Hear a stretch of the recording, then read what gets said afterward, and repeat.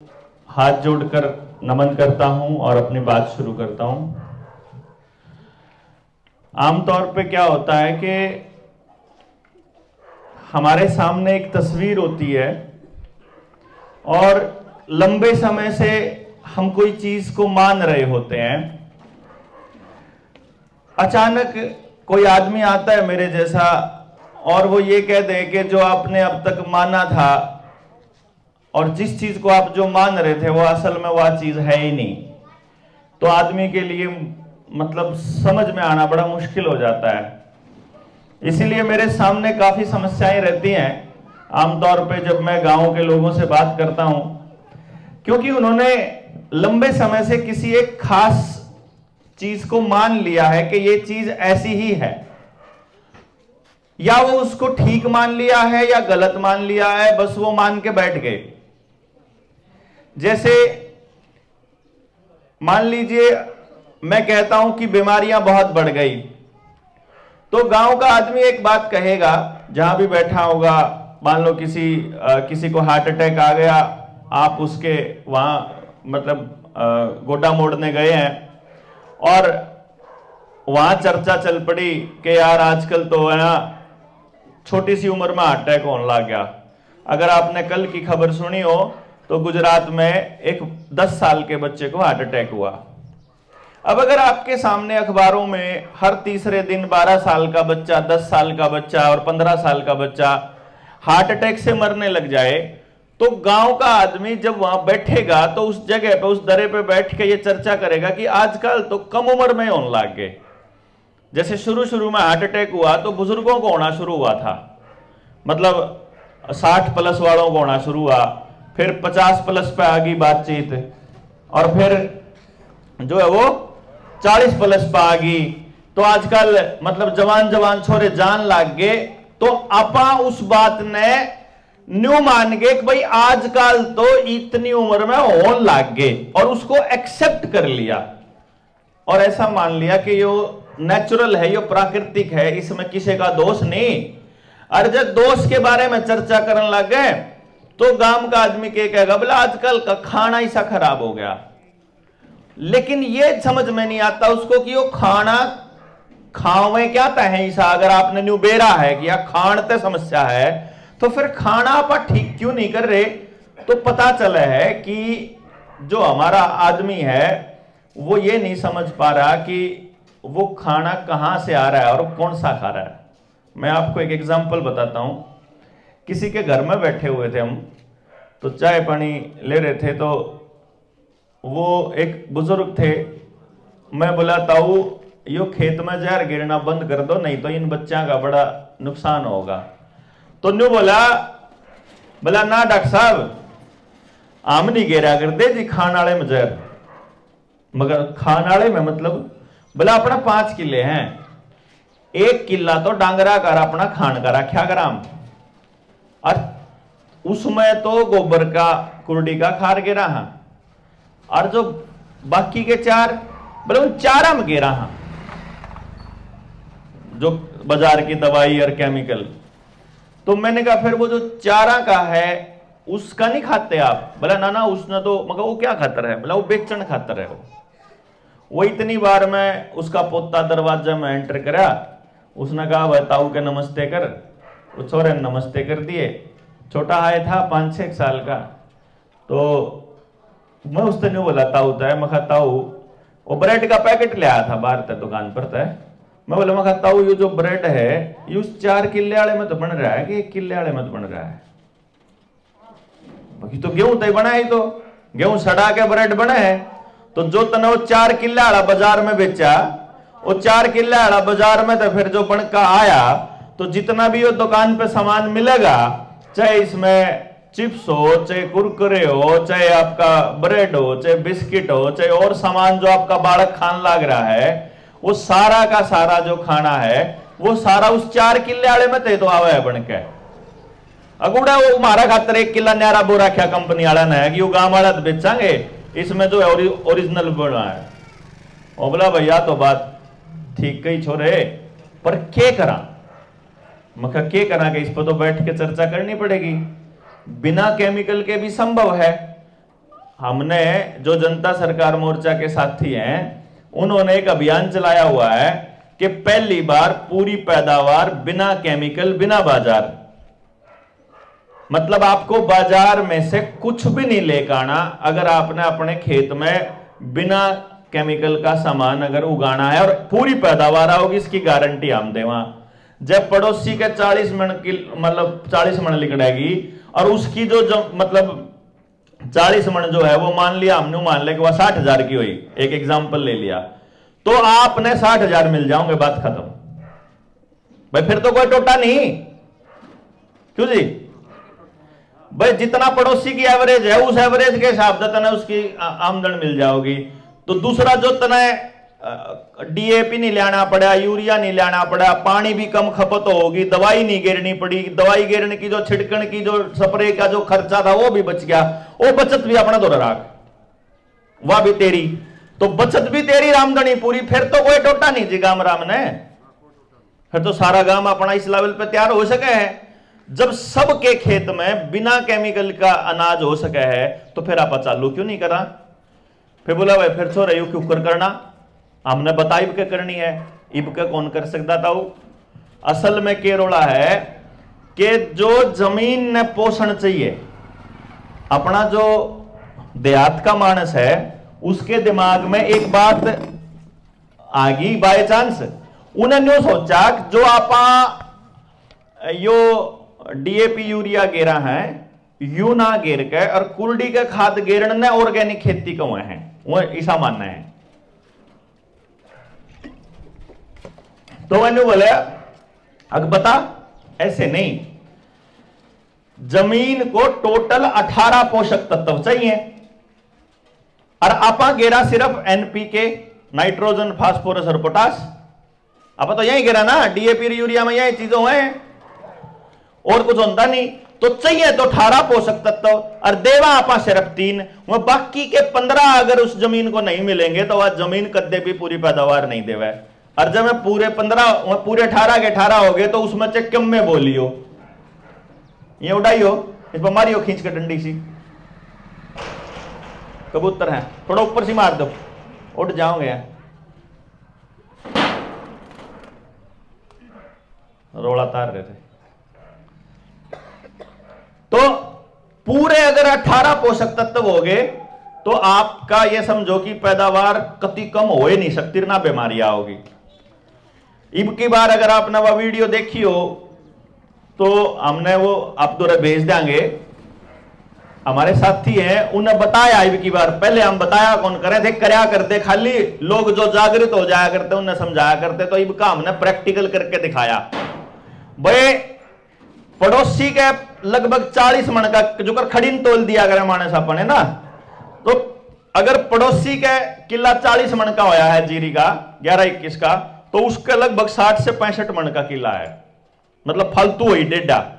Number 2, उसकी जमीन बिक्री उसकी जीरी बिकेगी 4,4500 के बा जो बा है, और हमने वह बेची है बिना केमिकल वाली, जो हमने ऐलान कर दिया भाई 6,000 के रेट मिलेगी, 6,000 और 6500, जिसने लेनी हो आड़े खेत में आ जाइयो, जो करता रहा है टाइम दूध ले जाया करे ना मानस का जागरूक सा, तो अपना जब जड़ रही हो अपना जड़दी ना अपना बोरी में पैक कर अपना ले जियो तोल के न खेत में तय, तो वह जीरी उसकी 2 भारे थी बिकली सारी, जितने भी उसने ला रखे थी अपने 6-7 किले ला रखे थे, तो सारी जीरी बिक गई।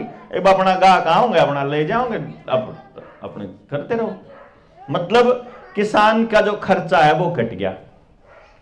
फिर हमने नु कहा भाई तारे जो बालक हैं ये जो बच्चे आपके जावे हैं पढ़न स्कूल में, इस पढ़ाई तय अपन हासिल के हुए है, कदे सोचा है गांव में बैठ के आपने अपने बच्चे के लिए हासिल करना था कि मैंने अपना बच्चा कामयाब करना है, कामयाब करने के चक्कर में गांव के स्कूल में तो उठा के आपने वो प्राइवेट स्कूल में भेजना शुरू कर दिया। आज लगभग गांव प्राइवेट स्कूल में भेजा है, और नतीजा के है कि जब 8-8 होया करते है जी, जब 8-8 होया करते बालक, 7-7 होया करते, 5-5, जब तो गांव में एक भी बेरोजगार कौन था, अरे एक हो रहे हैं, इब सारे बेरोजगार भंड हैं सारे बालक। जब कोई न्यू कहेगा हम पढ़े कौन थे, तो कोई बेरोजगारी नहीं कहता। अरे जब पढ़ लिख गए तो सारे बेरोजगारी की लाइन में लागने लग गए। फिर हमने एक बात और कही, महारत हो रहा है, एक ऐसी टेक्निक है, क्योंकि आमतौर पे क्या होता है, माँ बाप को यह पता नहीं चलता कि उसके बच्चे का करना क्या है उसने। तो मार दो एक टेक्निक है जिसकी मदद से आप 3 साल के बालक से लेकर किसी भी उम्र के बालक ने न्यू बता सके यो बालक पैसा ही सा दिमाग है, यो खिलाड़ी बनन खातर पैदा होया है, यो साइंटिस्ट बनन खातर होया है, यो किस फील्ड में जाने का बालक है। तो जिस फील्ड का बालक हो उसे फील्ड खातर गांव उसने तैयार कर सके है। तो इस टेक्नोलॉजी का इस्तेमाल अगर गांव कर ले तो आपके एक बालक के रोजगार की समस्या समाप्त हो जाए। क्यों जी, हो नहीं जाए अगर सारे बालका का। लेकिन रोड़ा के है कि मैं जो पिछले 8-10 साल से जो लगा हुआ हूं, उस 8-10 साल की यात्रा में मैंने क्या चीज नोटिस करी कि जिस भी मानस ने इस बात का बेरा लागे वो अपना अपना बालक का फायदा ठाना जाओ मार दो रहा। मतलब मैं अपने 2015 में मैं पीएमओ में गया था मिलने के लिए प्राइम मिनिस्टर नरेंद्र मोदी से। उसके बाद स्मृति ईरानी से, अपने चीफ मिनिस्टर थे, अपने एजुकेशन मिनिस्टर थे, फिर अपने मंत्री, एमएलए, एमपी, पार्षद, सरपंच, स्कूल के मालिक, स्कूल के प्रिंसिपल, स्कूल के मास्टर, मैं सबसे मिला। वो कोई तो उन बालका खातर सम सोच लो कि ये बालक जो तमिल लाइन में लान लाग रहे हो इससे हासिल क्या होगा। 22 लाख फार्म भरे हैं, आप दो 10,000 की भी भर्ती नहीं है, 1% भी आपका सिलेक्शन रेट नहीं है, तो 99.9% बालक हमारे फेलियर की कैटेगरी में आवे हैं और इनके लिए कोई जगह नहीं। तो तुम सोचते क्यों नहीं जब हमारे पास रास्ता है। नतीजा यो निकले कि भाई जिनके बालक बर्बाद होने लग रहे, जब उनने फुर्सत नहीं, जब उनने ख्यास नहीं था, हम क्यों ख्यास करा। जिनकी औलाद है जब वही नहीं करें तो फिर वह क्या करें, अपने अपने बालक लेकर आ जाओ मेरे दौरे काउंसलिंग करवाने। भाई यो भी कलेश तो गांव ने कौन बताओगा। ये भी तो सोमवीर भाई है, मतलब आज से नहीं पिछले 2-3 साल से लगातार लगा हुआ है कि कितने भी जो उसका जित भी न्यू ब्योत लागे कि इस गांव में लोग बात करवा दा को हम आज के नहीं लाग रहे हैं जी। मतलब जो किसी न्यू लागता हो भाई मारे जो उनसे साथ में जुड़ गए वह उसे दिन के चालू हो गए कि भाई मैंने उनसे एक बात कही थी, मगर न्यू समझ लियो, अपने गांव के आदमी की मती मारी गई, मतलब परमात्मा ने नहीं मारी, उन्हें खुद नहीं मारी, इन षड्यंत्रकारियों ने मारी। मतलब उनकी दिमाग को हैक कर लिया, उनको पता ही नहीं लागने दिया कि तुम्हारी जमीन भी हम छीन लेंगे और आपको पता ही नहीं चलेगा। आपको क्या लग रहा है, महंगाई होगी, है ना जी। आपने क्या लग रहा है, महंगाई होगी। फिर आपने क्या लग रहा है, बेरोजगारी होगी। फिर आपने क्या लग रहा है, खेती में बचता नहीं। फिर आपको खर्चा बहुत हो गया। फिर आपको बीमारी आ गई। फिर आपको गांव में कोई नहीं सुनता किसी की। फिर आपको सारे पॉलिटिशियन खराब है, सरपंच तो पीछे खान खातर बना है, ये भी सारे अफसर भी पीछे खावे हैं, पुलिस भी न्यू करे है, प्रशासन भी न्यू करे है, सरकार कोई किसी की नहीं। ये बात अपन पहले बेरा है सारा ने अपन सारे चर्चा करा हर मान न्यू है। ये हमारे दिमाग में डाला गया। आप एक बात सोचियो, कदे भी गौर करियो, गांव में पहले सरकारी या प्राइवेट कोई अस्पताल नहीं होया करे था जी। गांव में एक भी विधवा लोग ही नहीं होया करे थे जी, एक भी अनाथ बालक नहीं होया करे था, एक भी बुढ़ा बेसहारा नहीं होया करे था।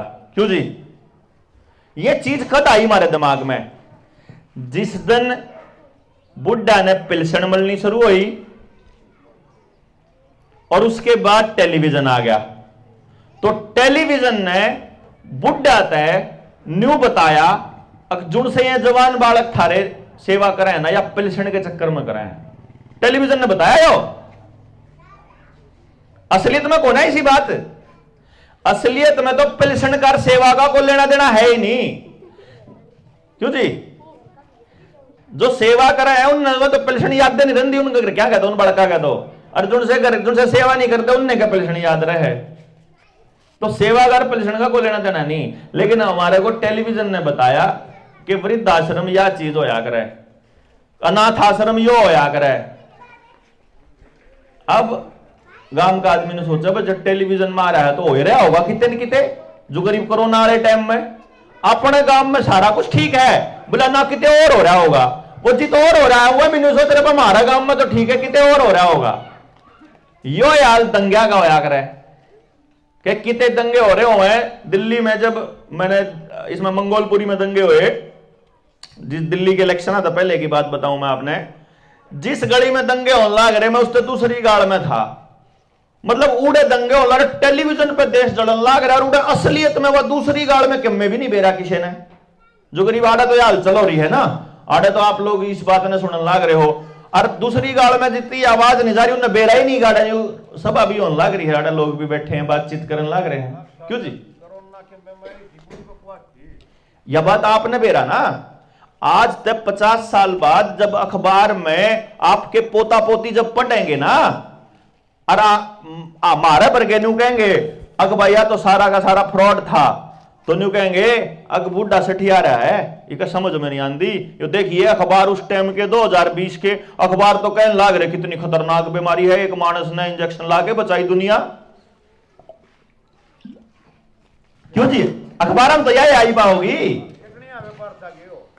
है। किसका?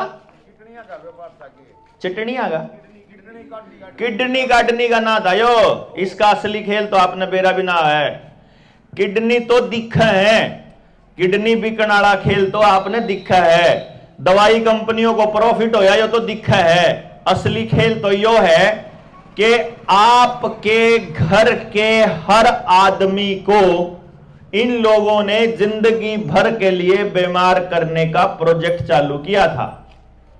अब आप देखोगे आपके गांव में किसी के नपुंसकता, किसी का बांझपन, किसी के लेडीज में बहुत दिक्कत आ रही है पीरियड्स में और कंसीव करने में, गोड्डे जवाब देंगे, शरीर काम करने जी नहीं करता, किसी के याददाश्त चली गई, किसी के दांत गायब हो गए, किसी के बाल उड़न लग गए, किसी के शरीर में खुजली चालू होगी, अटैक, ब्रेन हेमरेज और लकवे का तो बेरा ही नहीं, मतलब हर दूसरे दिन तीसरे दिन रिश्तेदारी में सारा ओला है। न्यू नहीं बेरा लगता, ठीक ठाक मानस था, दर्द होया अस्पताल में ले गए, पता चल रहा तीसरे लेवल का कैंसर अचानक से, है ना, किसी न किसी रिश्तेदारी जानकारी में टक देसी होया पावा है। और यह बात हम तब कहा करते जब किसान आंदोलन में बैठे थे दिल्ली में, मैं गामा गामा जाके समझाया करते हम लोग, मैं डॉक्टर अजय बलारा, कि भाई ये 3 कानून यो खेल है, इसके बाद लॉकडाउन तोड़ के थारे घर आओगे इंजेक्शन लान, इसके बाद लोग, उसके बाद तारा घर घर बड़का न, अगला नंबर बड़का का है। आपने एक बात कबेरा है, अपार आईडी का नाम सुना है? अपार आईडी कौन सुना? किसी ने भी? एक जने ने सुना है। आपके स्कूल में एक आईडी बनने लग रही है बड़का की पढ़ाई के नाम पे, उस आईडी में आधार कार्ड केला जोड़न लग रहे हैं उसने, हर एक बच्चे की एक आईडी बन रही है। उस आईडी का पर्पज क्या है आपको नहीं पता। जिस मां बाप ने उस कागज पे साइन कर दिए, न्यू समझ लो उस बालक के स्कूल का मास्टर किसी ने भी बुला के कोई भी इंजेक्शन लगा सके है, कोई भी। मतलब इब की बार आप अड़ गए थे ना, मारता पूछे बना हमारे बड़का क्यों करला दिए, तो ईब जो आप साइन करोगे ना, आपके साइन जिंदगी भर के लिए प्रशासन को ये स्वीकार दे देंगे, उसको अधिकार दे देंगे कि आपसे पूछे बिना, बच्चे की मर्जी के बिना कोई भी टेस्ट, कोई भी इलाज, कोई भी दवाई, कोई भी इंजेक्शन उसको लगा दिया जाएगा।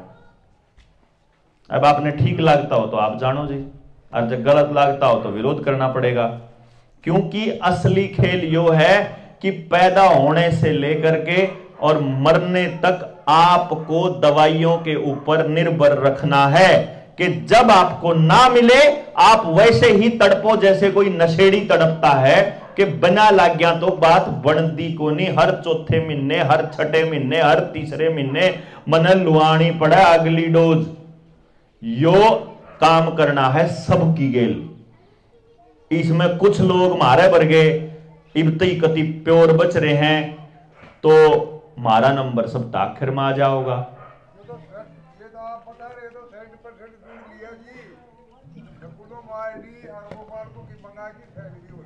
कोई बात नहीं, ये आपके बीच में न्यू आए हैं, साइन तो लिए, कोई बात नहीं। पर जब ये स्कूल और ये मास्टरे ना छोड़ा हम फिर क्या कर लेंगे? कर लिया अपना। जब गांव में डॉक्टर ने खंदे दिया, सारी आशा वर्कर खंदे दिया, बस कोई नहीं चलेगा सरकार का एजेंडा, क्योंकि समझ में आ गया। देखो समझ में ना आवे इतने तो सरकार कर लो किम में भी, लेकिन समझ में आए पाछे भी कर जा फिर मारा जीवन का क्या मतलब? क्योंकि यह जो खतरा है ना, यो इस पीढ़ी का नहीं है जी बुजुर्गों, यो खतरा अगली पीढ़ी का है। इब एक बार न्यू समझ लो कि जो मारत बड़ली पीढ़ी थी उसने मारती किसा समाज दिया, मन ने किसा समाज मिल रहा है, ना तो भाई भाई ने सुहांदा, ना भाईचारा रह रहा, ना मास्टर का बालक गिल रिश्ता रह रहा, ना माँ बाप का बच्चे गिल रह रहा, ना खान पान ठीक रह रहा। सबकी जमीन बैंकों के पास गिरवी पड़ी है ना जी, सबकी जमीन गिरवी पड़ी है। आपने जो सामूहिक जमीन आपके पुरखा ने इकट्ठी करके ने अस्पताल की, जंगल की, जोड़ की, बणी की या गौचरान की छोड़ी थी या चौपाड़ की छोड़ी थी, वह सारी सरकार ने अपने नाम ट्रांसफर करके रजिस्ट्री कर ली। बेरा होगा ना इस बात का? नहीं बेरा हो तो बता दूं, आपके गांव की जितनी भी सामूहिक जमीन है, जितनी भी है, वो सारी जमीन सरकार अपने नाम कर चुकी है। वह जमीन सरकार की नहीं है, ना वह सरकार की थी। वह जमीन असल में हमारे पुरखों ने डोनेशन दी थी या पंचायत ने दी थी, वह जमीन ही सरकार ले चुकी। यानी कि कल को वही होगा जो पिछले महीने महाराष्ट्र में हुआ। महाराष्ट्र में 6000 स्कूल प्राइवेट कंपनी को दे दिए महाराष्ट्र की सरकार ने, क्योंकि वहां रजिस्ट्री पहला हो गई थी। अपना आड़ है फिलहाल नया नया खेल चल रहा है कि एक तो संस्कृति मॉडल स्कूल बना दो। जित बड़े गांव है, बड़ा गांव इकट्ठा होगा तो रोड़ा जूत बाज जाओगा। पहले इन्हें धीरे धीरे आदत डालो कि थारी गांव की जमीन थी, थारे पीछा तय मास्टर जो है तनखा ले है, थारे पीछा तय स्कूल बन रहा, फिर तामे फीस दो इसमें, ठीक है? पहले फीस देनी चालू करो, फिर इसने प्राइवेटाइजेशन बढ़ा देंगे, कॉन्ट्रैक्ट बढ़ा देंगे, गेस्ट टीचर बढ़ा देंगे और रेगुलर मास्टर लगने बंद हो जाएंगे, फिर एफडीआई ले आओगे बस प्राइवेट। भैया एक बात बताओ, आपने कोई न्यू बुझ है कि जिस कंपनी के स्कूल में आपका बच्चा रोहतक जा है, पटन या झज्जर जा है, वह कंपनी जो आपके गांव में आके आपके सरकारी स्कूल में चलान लाग जावे, तो आपने तो न्यू हो जाओगे फलाने स्कूल में जाया करता, ओए स्कूली बाड़ा आ गया तो कोई दिक्कत नहीं। क्यों जी? हैं शुरू में बस 500 रुपये लग गए हैं, उड़े तो 3000 लग गए महीने के। आड़ा 500 ठीक से गांव के गांव में 500 में, फिर 500 रुपये कद 5000 होंगे, आपने बेरा ही नहीं लग गए। क्योंकि जो अगर टोल टैक्स देने की कहानी है, टोल टैक्स जब लेना शुरू करा तो 10 रुपये लेने शुरू करे थे जी।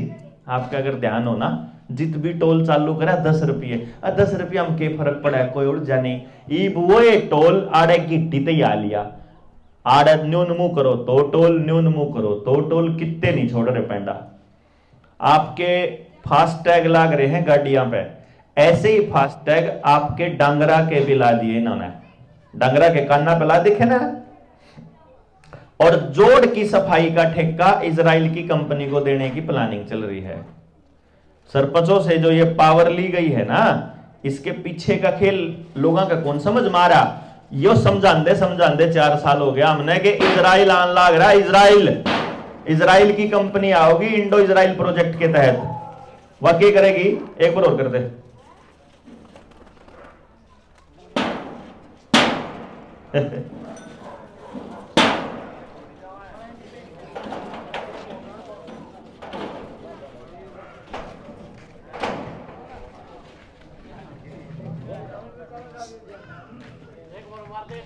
एक और मार दे जी, बांधे दिखे जब करना पड़ेगा इनका काम। अब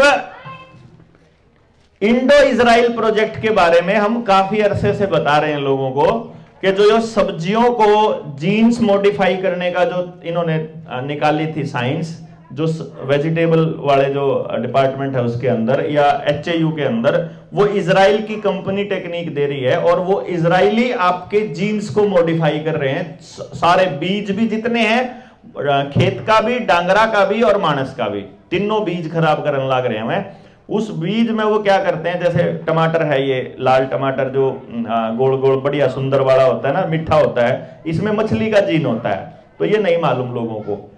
खीरा है, ये भी बहुत खतरनाक है, जितना भी आपका शिमला मिर्च आता है वो सारा जीएमओ है। उससे भी बड़ी बात आपने देखा होगा कि जो कपास है वो देसी बीज कपास का भारत के अंदर नहीं बचा है। 99% जो बीज है वो बीटी कॉटन आ लिया, बीटी का बेरा होगा ना जी, वो जो बीटी कॉटन है वो बेसिकली उसमें एक कीड़े का जीन डाल दिया उन्होंने कि वो कीड़ा कौन लागता उसकी जड़ा में। अब वो जो बीटी कॉटन है उसका तेल खुआवे या आपके बच्चा ने, जिस तरह भी वो बच्चा है यो कुरकुरे खान लग रहा है, दिखाइए बेटा ये पैकेट एक बारी। हाँ देख, मैं तो एक चीज दिखाऊंगा जी, आपने दिखा एक बार। जो पढ़े लिखे लोग हैं वो गांव के पढ़े लिखे लोगों के लिए बहुत ज्यादा जरूरी चीज है, जिनके बच्चे भी ये इस टाइप की आइटम खावे हैं। इसमें जो गांव का जो दुकानदार है इस भाई को भी समझना बड़ा जरूरी है। अगर मैं इसके ऊपर ये देखूं कि ये बच्चा खा के रहा है, तो जी इसमें जो तेल है वो 2 तेल है इसके अंदर, एक पामोलिन, एक ही तेल है इसके अंदर, vegetable oil, palmolein oil. Palmolein जितना भी ऑयल है ना, जितना तेल है सारा जेनेटिकली मॉडिफाइड आने लग रहा है।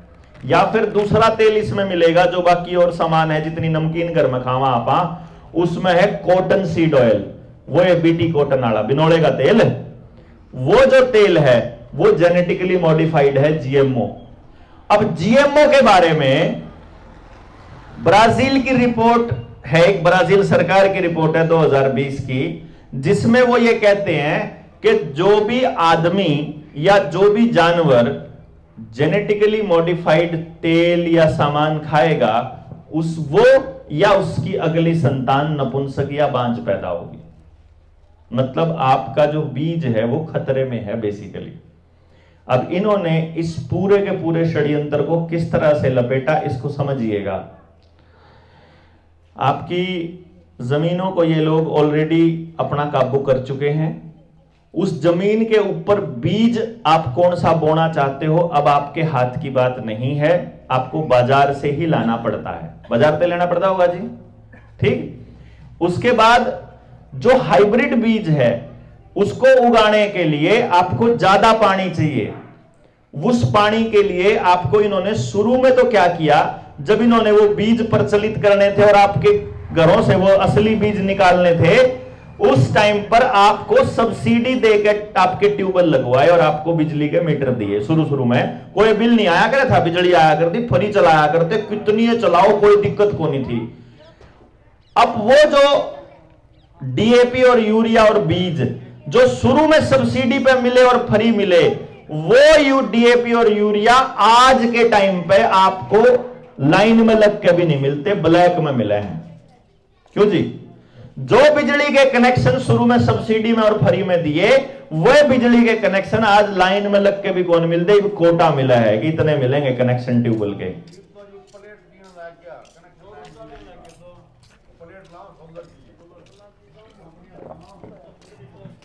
डालिए इसमें।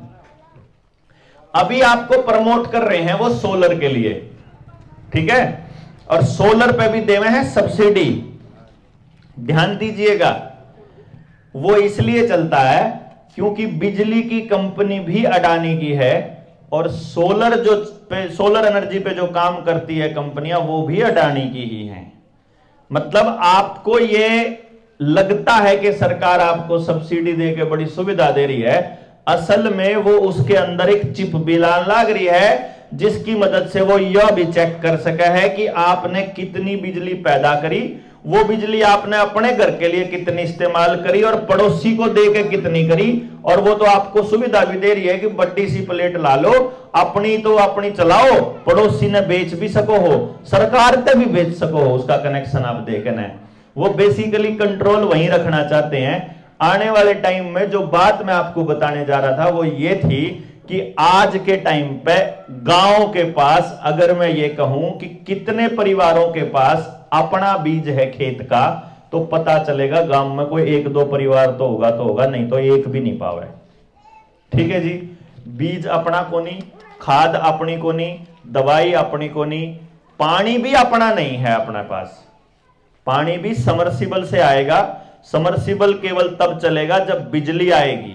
ध्यान दीजिएगा, बिजली आएगी तो समर्सिबल चलेगा।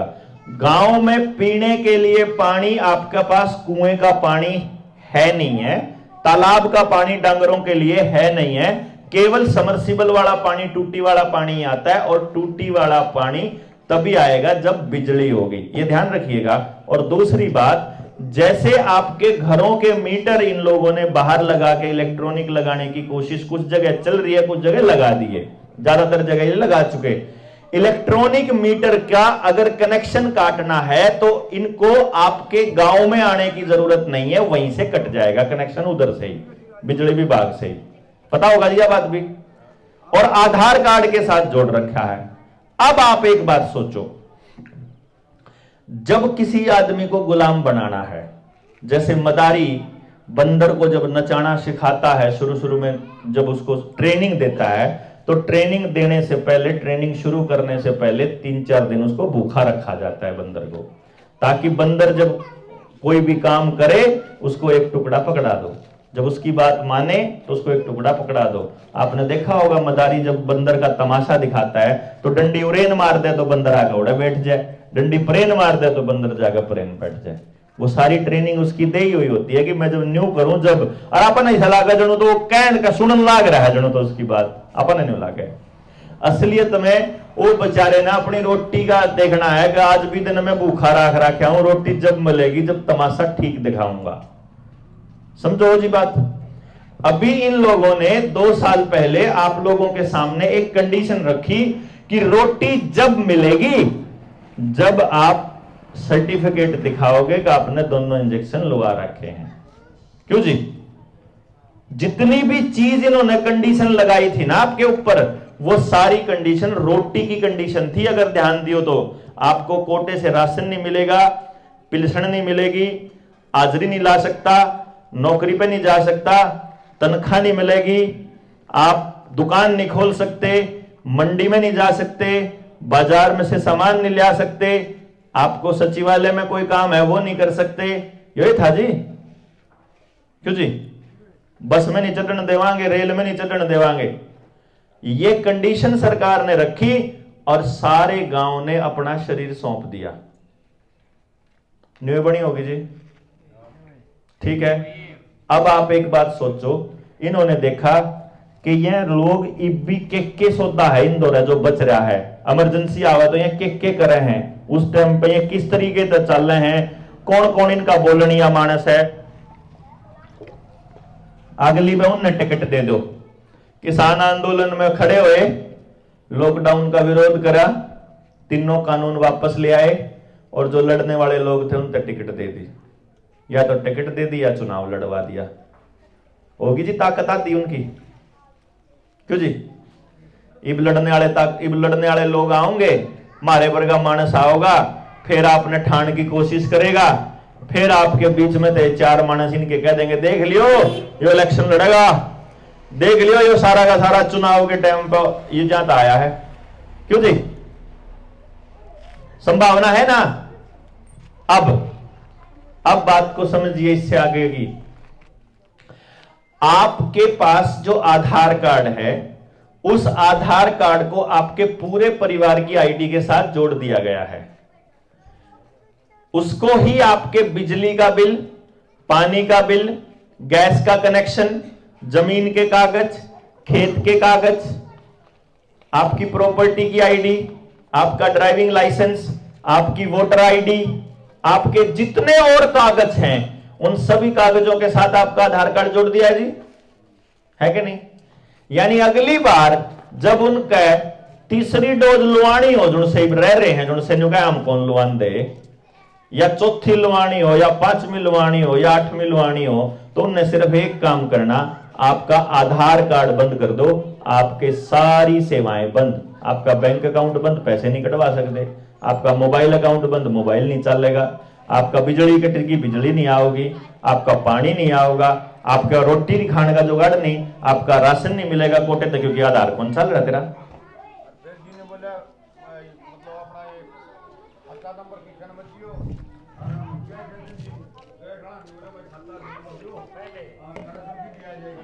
अब ये बता दो आप कि आपका आधार कार्ड जुड़ा हुआ है ना सब चीजों के साथ, क्या ये अगली बार कर सकते हैं? ऐसा संभावना है कि नहीं है जी? अभी बना गया कि भी वह बात दिमाग में तो नहीं आंदी सरकार सब न मारेगी तो राज किस पकड़ेगी, वह बात तो नहीं आंदी दिमाग में। इन्हें तो समझ में आ गया कुछ न कुछ तो गड़बड़ चल रही है। असली कहानी यह चल रही है जी। बुजुर्गों एक बात समझ लियो, ओ भाई बच्चों, अरे बच्चों, क्या तो सुन लो क्या खेल लो, रोड़ा ना करो, बालक है। देखो आपके जो बच्चे हैं, जो ये बच्चे जो खेलन लाग रहे हैं छोटे छोटे, इनके लिए जो भविष्य है वो हम बता रहे हैं। वो इसलिए बताना जरूरी है क्योंकि अपने बड़े बुजुर्ग एक बात कहा करते कि जय बारिश का इंतजाम करना हो ना, क्योंकि पहले हमारी छात जो है वह कच्ची होया करती, मिट्टी की होया करती बनेगी ना, तो और आपा ने जब बारिश का इंतजाम करना होता था, आपा क्या करा करते कि बारिश आने तक पहले गर्मी के मौसम में जोड़ सुखा लिया करते, जोड़ की माटी अपने खेत में अपनी छात पे गिरा करते। तो बड़े बुजुर्ग ने क्या करते, जब बारिश का इंतजाम करना हो तो चमासा आने से पहले कर लियो, बाद में कोई फायदा नहीं है। तो जब अपने बालक बचाने की तैयारी करनी हो ना, पहले कर लियो। कदे ईब की डाल जो करिए 2 साल बीत दिए, जब कदे ईब की डाल फिर रगड़े पाछे फिर समझ में आवे, क्योंकि ईब की बार जब समझ में आओगी ना, हासिल कुछ नहीं होना फिर बाद में। वो तो फिर वो काम होगा सांप लकड़ लिया और फिर उसकी पाड़ पीटन लाग रहे हैं, कुछ फायदा नहीं होना। क्योंकि ये बताने वाला आपके पास दूसरा व्यक्ति कोई नहीं आएगा जनता सरकार मोर्चा के अलावा। जो ये मोर्चे के बालक है ना, ये वो लोग हैं जी जो अपना सारा कुछ, सारा काम धंधा छोड़ गए, सरकार की गेल टक्कर लेके 2 साल हुए तो आप देखने लाग रहे होंगे हमारे वर्ग ने। क्यों जी? हम तो लाग तो रहे 8-10 साल तक हैं, पर 2 साल हुए तो खुल्लम खुल्ला विरोध करते दिखते होंगे कि कौन मान दे थारी बात, कोना मान दे थारी बात, या गलत है तो कोना मान दे, गिरफ्तार करना गिरफ्तार करो, जेल में गिरना जेल, गोली मारनी गोली मारो, कौन मान दे मतलब कौन मान दे। ईब बहुत अच्छे बच्चे, ईब जब चुप और हो जाएगा ना तो कभी और बढ़िया बन जाओगे। ईब मेरे एक बात समझ में आवा है, आपके घरों में अगर मैं ये पता करूं कि किस किस के घर में उतना ही सोना चांदी आज भी है जितना सोना चांदी हमारी दादियां दोहराया करता, तो पता चलेगा 10वां हिस्सा भी कौन रह रहा है ना जी।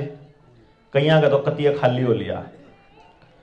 कहां तो हमारे पास सोना चांदी अन्न के भंडार भरे रहा कर दे, सारा गांव खुशी खुशी रहा करता, सारे त्योहार मनाया करता, दिन छिपदे सारा परिवार बैठ के रोटी खाया करता, किते जाना नहीं आना नहीं, किसी के रोड़ा नहीं झगड़ा नहीं, दूध घी की भरमार, कति क्या की कमी कौन होया करती मारा है। और कित उस टाइम पे तो आया करता बैंक मैनेजर, न्यू कहन हमारे बुजुर्गों ने कि ईब के पीछे जो फसल के हैं वो हमारे बैंक में जमा कराइयो, अरे ईब बैंक मैनेजर आवे न्यू किस्त कहते नहीं जमा करा दे।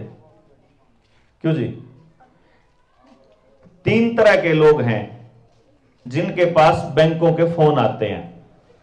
एक वो है जिनने लोन ले नहीं रखा, जो कि बहुत थोड़े लोग हैं, थोड़े लोग हैं जिन्हें लोन ले नहीं रखा, तो उन द्वारा फोन आवे लोन ले लो। वो कहेगा मैं नौकरी कौन करता, जमीन पर ले लो, जमीन पर लेना को नहीं, मकान पर ले लो, मकान पर लेना को नहीं, डांगरा पर ले लो, पुराने ट्रैक्टर पर ले लो, कार पर ले लो, और क्या पे नहीं लेना, आधार कार्ड पर ले लो लोन ले लो, है ना। ठीक। इब नंबर 2 पर आगे जिनका ब्योत है, जिनने लोन ले रखे हैं और लोन की किस्त चुकान लाग रहे हैं, दूसरे लेवल पे हुए हैं, उन दौरा फोन आएंगे कि बड़ा लोन ले लो, और मिला है 5 लाख का, और मिला है 1 लाख का, और मिला 2 लाख का। मतलब वह टेस्ट कर करके देखे जाएंगे इब्बे इसके बैंक अकाउंट, क्योंकि आपका आधार कार्ड और आपके जमीन के सारे कागज उन द्वारा पड़े हैं, उन्हें बेड़ा है, इन्हें क्लिक करेंगे आधार कार्ड टक, अच्छा फलाना फलाना देवेंद्र बलारा, अच्छा इसकी कार लोन पे है, इसके घर लोन पे है, फलाना लोन पे है, इतनी आमदनी है, खाते में इतने पीछे पड़े हैं, इब्बयू दे सका है और दे दो, इसमें छोटा हाउस इब्बयू लोन दे सका है तो और दे दो। जब देख लिया कि ना भाई इसका ब्योत पूरा हो लिया बिना, इब रहने दो, इस और ना दो। अब वो आपका क्रेडिट स्कोर चेक करेंगे, आपका सिबिल स्कोर देखेंगे और क्रेडिट स्कोर देख के वो ये कहेंगे कि और लेना है कि नहीं लेना है।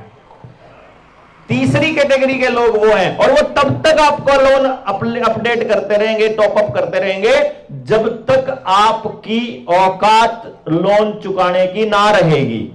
यानी कि इतना लोन दे देंगे कि आप आगे उसकी किस्त चुका नहीं पाओगे।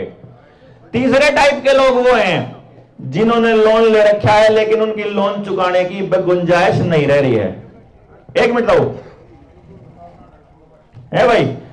तीसरे वो लोग हैं जो लोन चुकाने की अभी उनकी गुंजाइश रह नहीं रही है। उनके घर रोज फोन होगा, किस्त जमा कराओ, किस्त जमा कराओ। यो है जी, यो हालत होगी सारे की। जितने लोग बैठे हैं फोन सब हो रहा होगा। अब आपके घर की जमीन उन्होंने लाल डोरा तोड़ के रजिस्ट्री कर दी है। रजिस्ट्रीकरण का तरीका भी बड़ा गजब का था उनका। जे कोई बाणिया काम छोड़ के जा लिया, रवे पूरी फैमिली अमेरिका में या मुंबई में, वह जमीन भी सरकार ने अपने नाम कर ली। आपकी चौपाड़ की जमीन ने कोई क्लेम करने नहीं आया तो वह भी अपने नाम कर ली। स्कूल की जमीन भी अपने नाम कर ली, अस्पताल की भी, सारी जो सामूहिक जमीन थी वह सरकार अपने नाम करेगी। और जो आपकी पर्सनल जमीन थी उस पर लोन दे दिया, और लोन रोज मिलन लाग रहा, और रोज आपकी आमदनी घटन लाग रही, रोज रुपये की कीमत घटन लाग रही, आपके खर्चे बदल लाग रहे। और एक टाइम ऐसा आएगा जब आप पूरी तरह से खाली हो चुके होंगे। उसका कारण क्या है कि पहले जो गांव कमाया करता वो कमा के अपने भाईचारे ने दिया करता। जमींदार ने खेत में काम करा, उसने खेत में कमा करके न चाहे उसके 40 मन होए चाहे उसके 400 मन होए, उसे हिसाब तय वो नाई ते दे देगा। एक हिस्सा जो है वो कुम्हार ने दे देगा, एक हिस्सा वो लोहार ने दे देगा, एक हिस्सा न्यू अपने अपने गांव के जितने भी लोगों पर काम करवाया करता सारा दे दिया करता। तो वो भी मजबूत और वो भी मजबूत। ईब के कर है, नाई जितना कमावा है वो भी कंपनियां तक पूछ जाए, किसान जितना कमावा है वो भी कंपनियां तक पूछ जाए, धोबी जितना कमावा है वो भी कंपनी तक पूछ जाए, लोहार सोनार कुम्हार जो भी जितना कमावा है सारे के सारे अपने नौआ की कमाई उन कंपनियां तक पूजन लाग रहे। सारा गांव इकट्ठा करे, तड़के तड़क अपने बालका ने बसा में खदा दे है, फिर महीने वाले दिन सारा रुपया महीने का इकट्ठा करे, फिर उन 5-4 स्कूल के मालिका की जेब में भेज दे है। फिर हेल्थ के नाम पे, बीमारी के नाम पे सारा गांव सारा रुपया कंपनियां की जेब में देंदा रहे है। फिर ट्रैवलिंग के नाम पे ट्रैक्टर का, पेट्रोल का, डीजल का, गाड़ियां का, कपड़ा का, जूत्या का, चप्पल का, झाड़ू का, बर्तन का, हर चीज का पैसा वो कंपनियों को देने लग रहा है। गांव खोखले होते जान लग रहे हैं, गांव के पास एक पैसा नहीं रहेगा। उस टाइम पे आपकी जमीन नीलाम होने से कौन रोक सकता है, जरा सोच के बताओ। रास्ता है आपके पास? आपके गांव में पैसा आने का कोई जुगाड़ नहीं है जी। आपका बच्चा 11वीं तई 10वीं तई 12वीं तई पढ़े गांव में, पैसे देवे खर्चा करे प्राइवेट स्कूल में, उसके बाद उसने पढ़ने खातर जाना पड़ेगा गांव छोड़ के।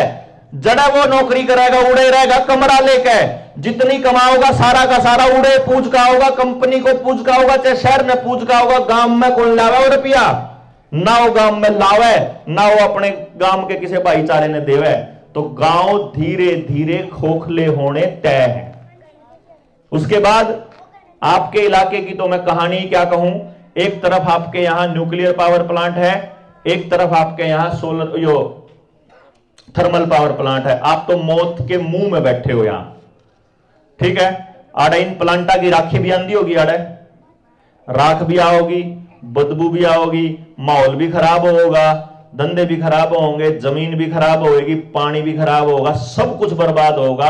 और एक टाइम आप लोगों को लगेगा गांव में रह कर कोई फायदा नहीं, चलो शहर में चलेंगे, शुरू में किराए पे ले लेंगे, बाद में अपना बना लेंगे, देखी जाओगे जिसी होगी, गांव में तो कमे दराए नहीं। आप लोगों के लिए केएमपी के आसपास 2.5 लाख एकड़ जमीन सरकार ने पहले से ही चिन्हित करके रखी हुई है। वहां ग्लोबल विलेज बसाएंगे। उन्होंने देख लिया है एक गांव में अगर 5000 की आबादी है तो उसके लिए एक टाउनशिप बहुत है।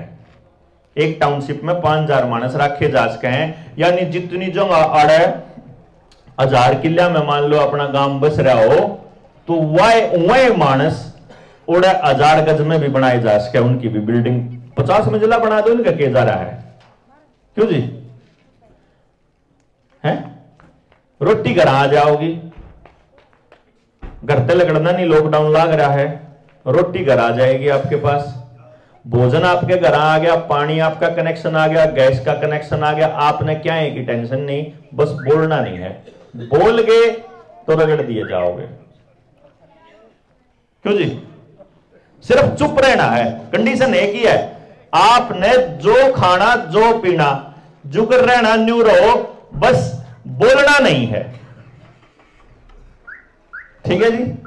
अब यह जो तस्वीर आपने मैंने दिखाई है, इस तस्वीर का एक भी ऐसा पहलू है जो आप ना जानते हो?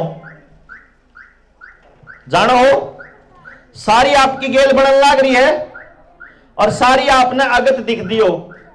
जे आपने अगत दिखा है तो जी इसका समाधान करेगा कौन? क्योंकि बड़ी समस्या यह है, आप एक बात सोचो, समाधान कौन करेगा? क्या कोई पॉलिटिकल पार्टी करेगी? हम एक एक करके सोच लेते हैं। क्या कोई राजनीतिक दल करेगा? तो आपको पता चले कि जिस पार्टी की यहां सरकार है इस प्रदेश में, वो तो यह काम करन लाग रही है। जिस पार्टी की राजस्थान में सरकार है, इससे पहले वह सरकार थी आड़े। क्यों जी? जिस पार्टी की राजस्थान में है उस पार्टी की सरकार इससे पहले थी, और उस सरकार ने झज्जर के आसपास के ये 12,500 एकड़ जमीन अभी दी थी रिलायंस को। ठीक बात? उसी ने सोनीपत के एरिया की जमीन भी दी थी रिलायंस को एसईजेड के नाम पे। फिर उस तक दूसरी तीसरी पार्टी जो दिल्ली में बैठी है एक पार्टी, उस पार्टी की सरकार इस टाइम पंजाब में है। उन लोगों ने अभी जो है अस्पतालों के अंदर हर आदमी का डेटा अंगूठे से कनेक्ट करना स्टार्ट कर दिया है। जो मेडिकल डेटा है वो, और जो वैक्सीन लगाने का डेटा है वो, छोटे बच्चे से लेकर बड़े बच्चे तक का, वो भी वो काम करने लग रहे हैं जो WHO का काम है। फिर कुर्सी इसी पार्टी है जो पिछले 3 साल में न्यू कह के सड़क पे बोली हो, जो न्यूगन दियो थारे बालक घर बैठे हैं, लॉकडाउन लगा के उनके मोबाइल और टैबलेट उनके हाथ में पकड़ा दिए, उस पर अश्लील वीडियो इतनी आती है, पूरे समाज का कल्चर खराब होने लग रहा है। कौन बोल रहा था जी? कोई पार्टी बोली थी? कोई सामाजिक संगठन? कोई प्रधान, आपका जात का प्रधान, कोई धर्म का प्रधान बोला हो? जमा सबकी जीभ बंद, सबकी मुंह बंद थे जी। जिस भी जात के आप मानस हो ना, आपके ठेकेदार सारे चुप थे।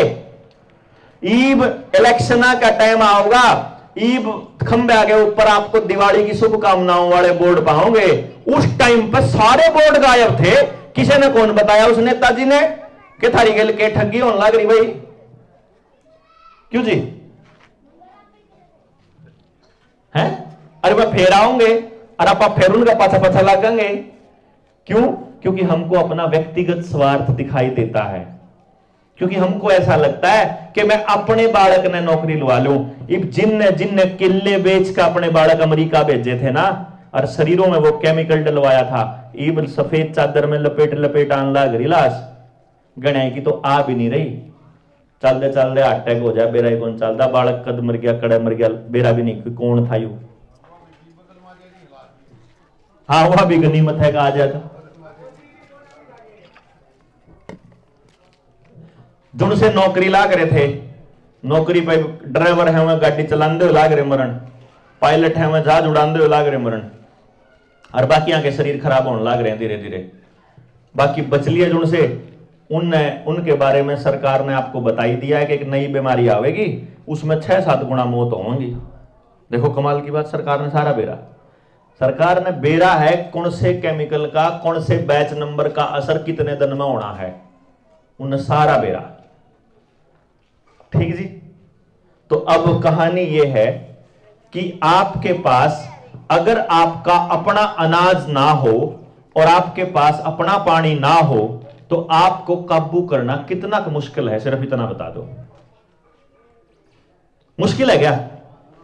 रोटियां पे आगा आगे कान पकड़वा की चलाश के हैं, अगर रोटी आपके काबू ना हो तो आपको बता दिए एफसीआई के साथ पास आज के टाइम पे अनाज नहीं है, या बात बताना कोई को ना है। सारा अनाज अंबानी अडानी के गोदामों में जा चुका है।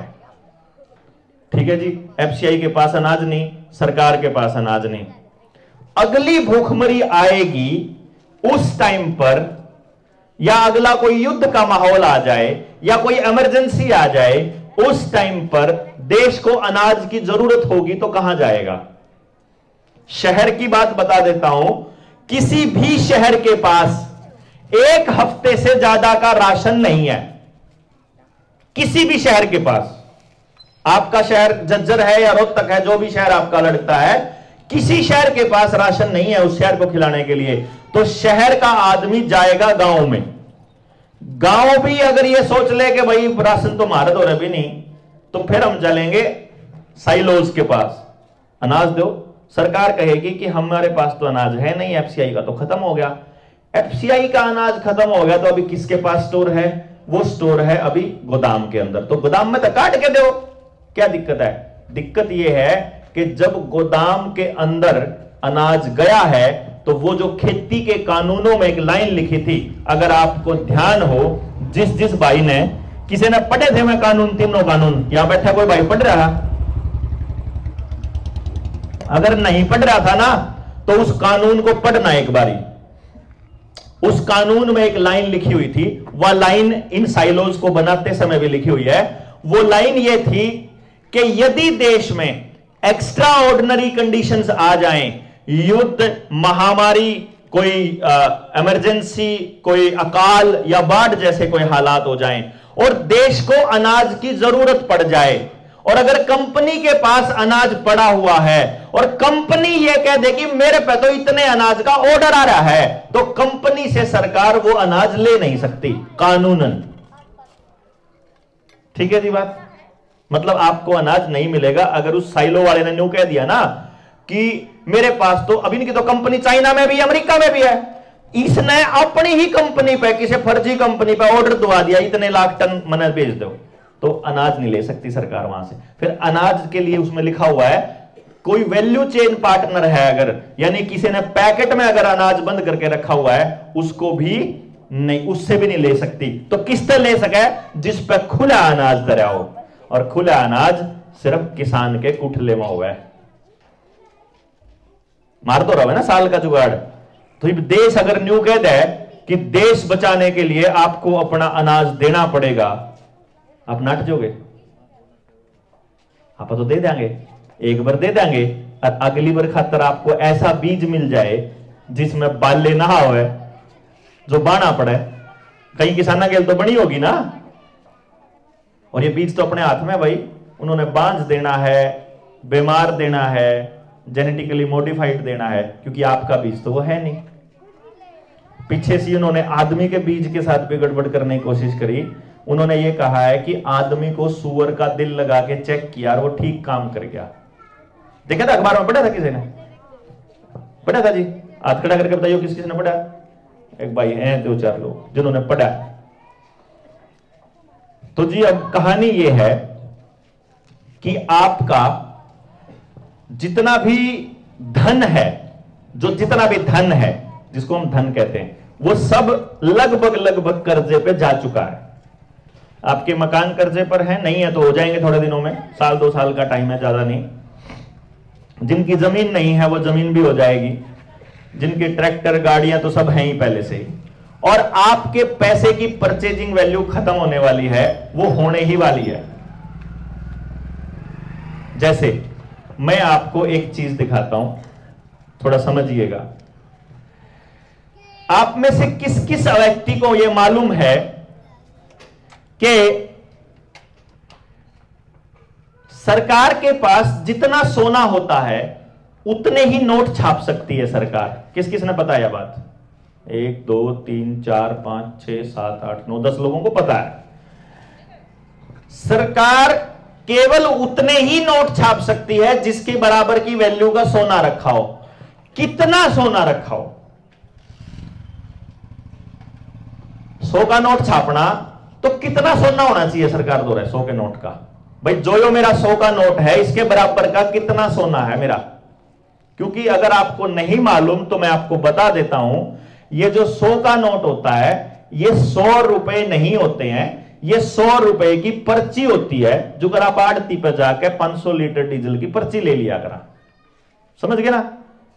आड़ती ने 500 लीटर डीजल की पर्ची दे दी, पर्ची लेके आपा चले गए, आपा ने पड़ोसी तो देने थे, ले तू ले ले भाई तू ले आइए, उन्हें अपने दूसरे पड़ोसी दे दो, उन्हें तीसरे, तो उन्हें मान लो 10 आदमी दो रहे, पर्ची घूम गई। और आज डीजल का रेट था 90 रुपये, तो 90 के हिसाब से कीमत लगेगी। और जब भाई जाओगा 1 महीने पाछर उस टाइम पे डीजल का रेट हो जाए 100 रुपये, तो फिर 100 के हिसाब से लगेगा। डीजल की कीमत है, वह डीजल की पर्ची है, वह रुपया की पर्ची नहीं है। समझ गए आप? समझ गए जी? क्योंकि वह डीजल की पर्ची। अब ये जो 100 का नोट है, ये जो 100 का नोट है, ये रुपया की पर्ची है। रुपया मतलब क्या? क्योंकि आपको यह समझना बड़ा जरूरी है। रुपया मतलब क्या? जब अगर ये जेब में पड़ा हुआ कागज का टुकड़ा रुपया नहीं है, तो रुपया क्या है? जैसे मैं यूं कह दूं, बताओ जी 1 किलो वजन तोलना है मने, सुनो 1 किलो वजन तोलना है मने ये बताओ 1 किलो का सोने का बट्टा ज्यादा तोलेगा या लोहे का बट्टा ज्यादा तोलेगा या लकड़ी का या फिर पत्थर का बट्टा ज्यादा तोलेगा? हाँ जी, सारा वजन बराबर होगा। और कितना वजन होता है 1 किलो में? 1000 ग्राम। इन चारों बट्टा में तय, मैंने एक बात बताना, इन चारों बट्टा में तय जो बट्टा है पत्थर का, उसका तो वजन है 1000 ग्राम, और एक बट्टा जो सोने का है उसका वजन है 990 ग्राम। मैंने न्यू बताओ 1 किलो वजन तोलना हो तो कौन सा लेंगे आप, सोने वाला या पत्थर वाला? पत्थर वाला। क्योंकि 1 किलो से 1 किलो का मतलब यह हो गया, इससे इस बात का कोई लिंक नहीं है कि वो कौन सी धातु का बना हुआ है, वो अनाज है, वो तेल है, वो पानी है, क्या है नहीं फर्क पड़ता। 1 किलो का मतलब 1000 ग्राम से है। 999 ग्राम भी हो जाएंगे तो 1 किलो नहीं बोला जाएगा, 999 ग्राम बोला जाएगा। अगर 1001 ग्राम भी हो जाएगा तो 1 किलो नहीं बोला जाएगा, वो 1001 ग्राम बोला जाएगा। समझ रहे? 1 किलो तभी तक 1 किलो है जब तक वो 1000 ग्राम रहेगा। इसी तरीके से 1 रुपया क्या है, इसको जानने के लिए जब हम लोगों ने रिसर्च करी तो पता चला कि 1 रुपया का जो स्टैंडर्ड है वो है मोहर।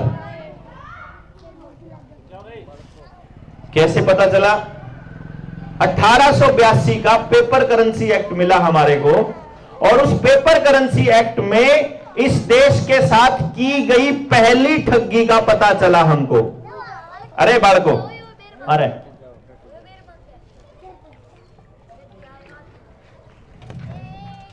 सिर में पानी मार के सिर खोल दूंगा।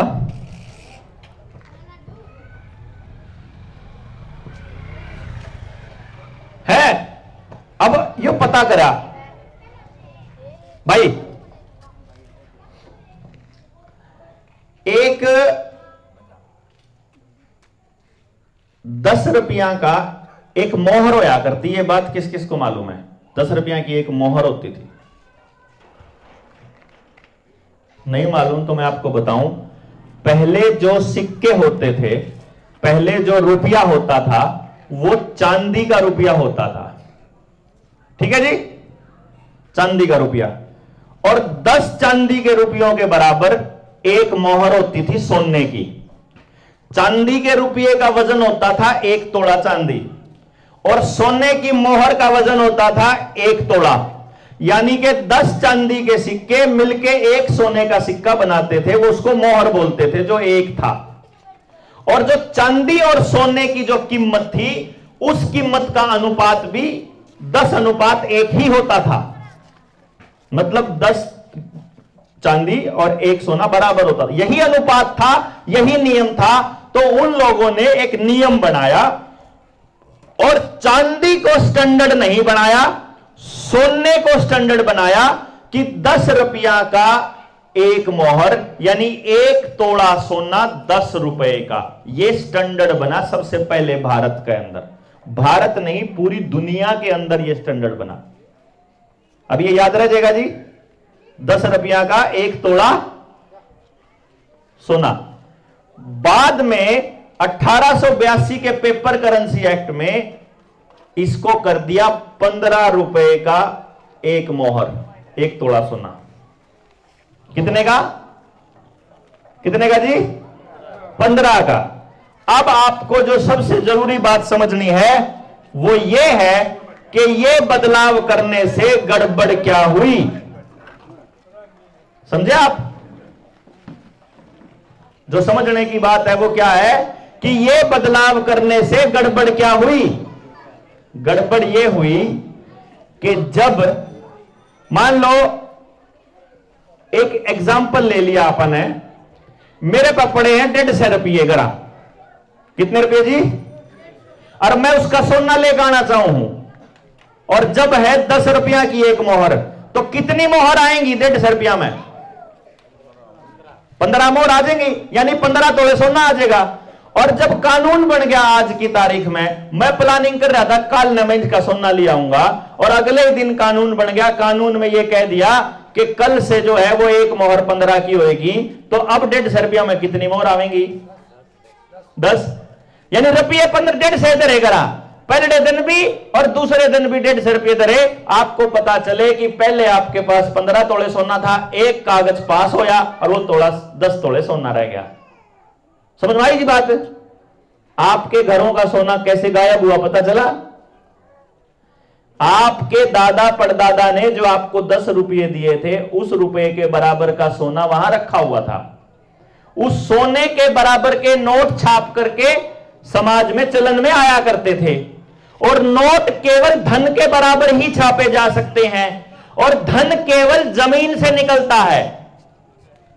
धन कहां से होता है? जैसे एक भैंस है, उसने एक काटड़ी दे दी या एक काटड़ा दे दिया, एक गाय ने बाछड़ा बाछड़ी दे दी, एक दाना गिरा अनाज का, किसान ने उससे 40 दाने पैदा हो गए या 400 दाने पैदा हो गए या 4000 हो गए। बाजरे की है, मक्की की है, गेहूं की, उसके हिसाब से। क्यों जी? मतलब एक दाने का 40 दाना जमीन में हो सकता है, कितने और नहीं हो सकता।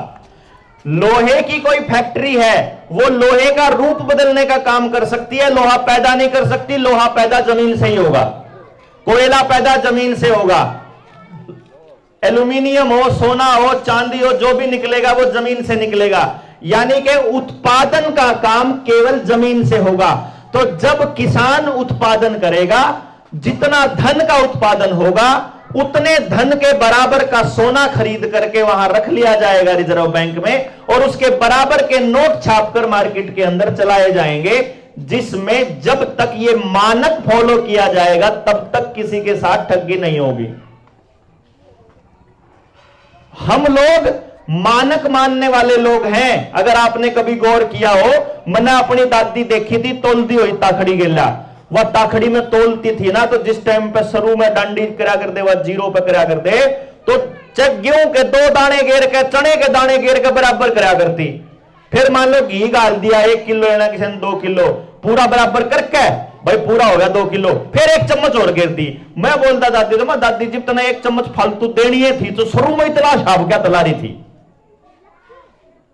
समझे नहीं बात आप? शुरू में थोड़ा बहुत इधर उधर हो जाए, क्या फर्क पड़ा? न बोले ना बेटा, जो शुरुआत वाला जो 0 है ना, वो मानक तय करता है, आदमी का बेईमाना तय करता है कि यू बेईमान है कि लापरवाह है। इसलिए हम मानक के ऊपर हमारा स्पेशल फोकस रहा करता कि 0 करके चालू करांगे आप पूरी कहानी ने तोलना है। वो जो तोल है, जब तक मानक रहेगा तब तक किसी का शोषण नहीं होगा, और शोषण रोकने के लिए ही मानक बनाया गया था। सन 2003 में पहली बार, पिछले 20-30 साल का हिसाब किताब बताऊं हूं मैं, इससे पहले क्या क्या गड़बड़ होगी उसके लिए तो लंबा समय चाहिएगा। उसके लिए तो मैं आपने बुलाने के लिए आया हूं, उसी के लिए तो कि आपने पूरी कहानी उड़े समझावांगे। 2003-4 में इन लोगों ने एक खेल खेला कि जितना सोना वहां रखा था उसके बराबर के नोट बाजार में चलाने के बाद, जब उन्होंने देखा कि इस देश के लोग नोट के ऊपर रिसर्च नहीं करते, तो उन्होंने अपने दोस्तों को बेपनाह नोट छाप छाप कर मार्केट में दे दिए। उस टाइम पर 4-5 लोगों को उन्होंने पैसा दिया, नोट छाप कर दिए, पैसा नहीं सॉरी, वो नोट लेकर के बोरियों में भरकर गाड़ियां में भरकर आपके यहां भी आया करते थे वो पूंजीपति लोग। अरन्यू क्या करते, बोल जमीन का रेट क्या है, होया करता नहीं, मुंह मांगी कीमत दिया करता उस टाइम पे पूंजीपति आपको, मुंह मांगी कीमत कि इतने नोट लाया मराबटा भर के, कितने लाया था, उसके बराबर का सोना अगर वहां पर रिजर्व बैंक में जमा नहीं था तो वो नोट असली थे कि नकली थे जी? नकली नोटों के बदले वो आपकी जमीन ले गया। और जब से इस समाज का आदमी इन नोटों के पीछे लगा तब से उसके परिवार में दरिद्रता आनी स्टार्ट हो गई। पेट खराब होना शुरू हो गया, समाज खराब होना शुरू हो गया, दिमाग खराब होना शुरू हो गया, परिवार टूटने स्टार्ट हो गए, भाईचारा खराब होना शुरू हो गया। क्योंकि आप जो डील कर रहे हो वो मानक वाला रुपया नहीं, नकली रुपए में डील कर रहे हो। कागज के टुकड़े हैं जिनको वो जब चाहे कभी भी बंद करके कह देते हैं कल से लीगल टेंडर नहीं रहेगा। और अगर आपका उसका मानक होगा वो कभी बंद नहीं होगा। हमने इसके ऊपर सरकारों से सवाल पूछे, सवाल सुप्रीम कोर्ट में भी पूछे, सरकार से भी पूछे, आरबीआई से भी पूछे, बैंकों से भी पूछे। हमने ये पूछा कि जब तुम्हारे पास 800 टन सोना रखा है, 800 टन सोना रिजर्व बैंक में रखा है इस टाइम पे, लगभग 800 टन सोने की जो कीमत बनती है वो लगभग 4.8 लाख करोड़ रुपया बनती है। और हमारे देश में जो चलन में रुपया है, जो नोट हैं, वो 34 लाख करोड़ के हैं। और नोटबंदी जब हुई तब 16 लाख करोड़ के थे। जितना 70 साल में कांग्रेस ने नहीं किया, हम 5 साल में कर देंगे। ये बात का मतलब ये था कि पिछले 70 साल में जितने नोट छापने का घोटाला कांग्रेस ने नहीं किया, अगले 5 साल में अपने इस प्रधानमंत्री ने कर दिया। और उसने मात्र 5 साल में 18 लाख करोड़ रुपए के नोट छाप छाप के उद्योगपतियों को पकड़ा दिए। और उसकी बदौलत आप और दरिद्र होते चले गए और इनके पास प्रॉपर्टी बढ़ती चलेगी। आपने अपनी प्रॉपर्टी जो कि असली प्रॉपर्टी थी उसको एक कागज के टुकड़े या मोबाइल में डिजिट, अब तो डिजिट आती है आजकल, तो पैसा नहीं मिलता आपको, मोबाइल पे आवा, कंप्यूटर में आवा आजकल, तो डिजिट के बदले अपनी असली प्रॉपर्टी उनको देनी स्टार्ट कर दी। समझ रहे हैं आप बात? हमने सरकारों से यह पूछा, एक छोटा सा सवाल आप बुजुर्गों से पूछूंगा जी, मैंने सिर्फ यह बता दो कि अगर मेरे पास 1 लाख रुपया है तो मैं आप लोगों को ज्यादा से ज्यादा कितना रुपया लोन दे सकता हूं? मेरे पे 1 लाख है, मैं कितना दे सकूं आप तक? 1 लाख तो ऊपर तो नहीं दे सकता। आपको जानकर बड़ी हैरानी होगी, भारत के अंदर 34 लाख करोड़ रुपए की करेंसी चलन में है। यानी बैंकों के पास जो टोटल चलन में कितना है? 34 लाख करोड़। और इस देश के लोगों के ऊपर लगभग 170 लाख करोड़ रुपए का कर्जा है। समझ गए? अब जब सारे लोग अपने सारे रुपये लेकर और बैंक में जमा कराने चले जाएं तो भी 136 लाख करोड़ की प्रॉपर्टी का नीलाम होना तय है। अगर वो 136 लाख करोड़ की प्रॉपर्टी हुई अडानी की तो बैंक बिकेगा, और अगर वो 136 लाख करोड़ की प्रॉपर्टी हुई किसान की तो किसान की जमीन बिकेगी, बैंक नहीं बिकेगा। और इसीलिए आज आपके गांव में, मेरे गांव में, इसके गांव में, इसके गांव में, सबके गांव में आज ये हालत है कि 99% लोगों की जमीन नीलाम होने के बिल्कुल कगार पर है। थोड़े से दिन रह रहे हैं, थोड़े से दिन, और एक ठोकर, एक लॉकडाउन, एक इमरजेंसी, और उसके बाद सबकी जमीन नीलाम। 10 दिन के लिए लाइट ना आओ और 10 दिन के बाद इंटरनेट जब चलाओ और आपके खाते में साइबर अटैक आ गया, 0 रुपया पाओगे, तो आप सब कर्जदार पाओगे। क्योंकि जितनी आपकी प्रॉपर्टी है उस पर फालतू का लोन दे रखा है हर व्यक्ति को, हर व्यक्ति को। यानी कि आपने कहोगे भाई ये तो जानिए थी भाई, तो कर्जे में है उल्टा। समझ गए जी? हमने इस पे ऊपर एक्सपेरिमेंट किया, लगभग 450 लोगों के आवेदन हमने बैंकों में लगाए। हमारे पास कुछ दस्तावेज हैं भारत के रिजर्व बैंक से लेकर के आए हुए दस्तावेज। उन दस्तावेजों के हिसाब से बैंक ने हमको नकली नोट दे रखे हैं, बैंक ने हमारे साथ फ्रॉड कर रखा है। हमने यह कहा कि हमको सिर्फ इतना बता दो कि तुमने हमको जो पैसा दिया है वो वैध रुपया है या अवैध रुपया है। पिछले 10 महीने से हम जद्दोजहद कर रहे हैं, बैंक आज तक ये नहीं कह पाया कि हमने तुमको असली नोट दे रखे हैं। हमने फिर एक नियम लिया कि जब तक हमारे सवालों का सेटिस्फैक्टरी जवाब नहीं मिलेगा तब तक हम उस आदमी का एक भी पैसा जमा करवाने नहीं देंगे जो हमारे पास आ गया। और आपको जानकर हैरानी होगी कि हमने 3 लाख से लेके और लगभग 60 करोड़ रुपए तक के आवेदन लगाए और किसी भी आवेदन में बैंक आज तक किसी भी व्यक्ति से 1 रुपया मांगने नहीं आया। अब 2 चीजें मांगने आई कि जो इन्होंने फर्जी तरीके से एक सरफेसी एक्ट बना रखा है और एक कॉइनेज एक्ट 2011। अब आने वाले टाइम में सरफेसी एक्ट और कॉइनेज एक्ट 2011 दोनों चैलेंज होने वाले हैं और दोनों चैलेंज होने के बाद जनता सरकार मोर्चा ने यह तय किया है कि आने वाले टाइम में भारत के हर व्यक्ति को कर्जे से मुक्त करना है, चाहे जो मर्जी हो जाए।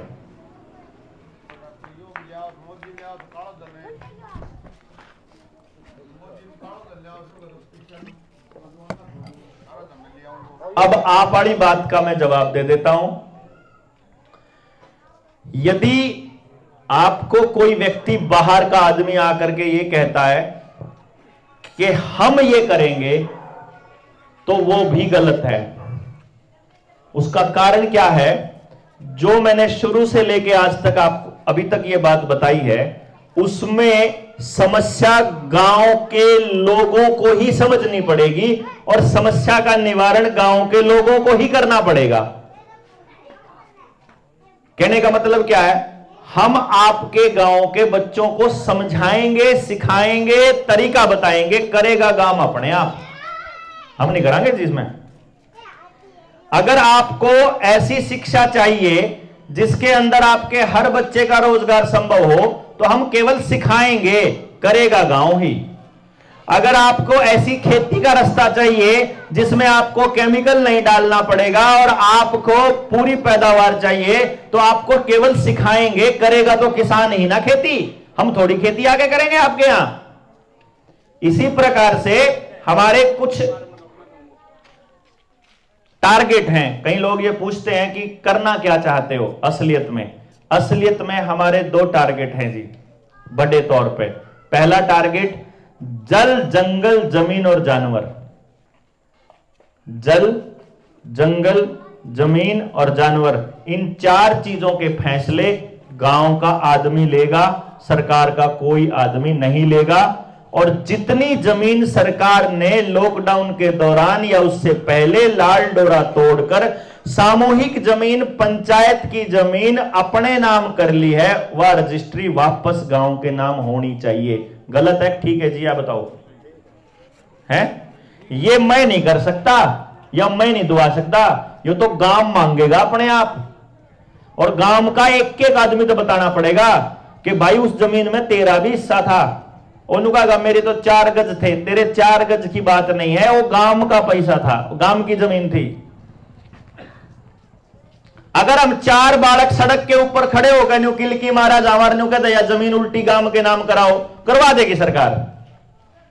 तो गांव राम आके नहीं मांगेगा तो क्यों करवाओगी भाई?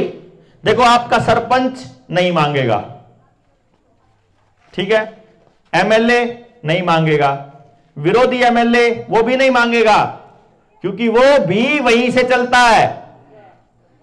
आपकी कोई भी पॉलिटिकल पार्टी है, आप किसी के भी समर्थक हो, किसी के भी विरोधी हो, मुझे कोई फर्क नहीं पड़ता। लेकिन एक बात समझ लेना, आपका नेता भी लॉकडाउन में चुप था, आपकी पार्टी भी चुप थी। जब ये गांव की जमीन उधर ट्रांसफर हो रही थी तो आपके नेता की पार्टी अपने राज्य में यही कर रही थी।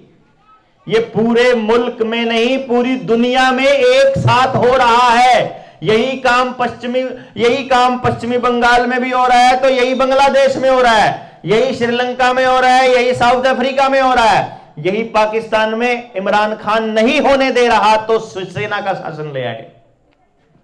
जहां नहीं होने दे रहा वहां हिटलर की तरह उसको तानाशाह बना दिया जाएगा, साबित कर दिया जाएगा, मुसोलिनी की तरह, गद्दाफी की तरह, सद्दाम हुसैन की तरह, इसकी तरह जैसे लाल बहादुर शास्त्री को मार दिया गया था, जिस प्रकार इंदिरा गांधी को मार दिया।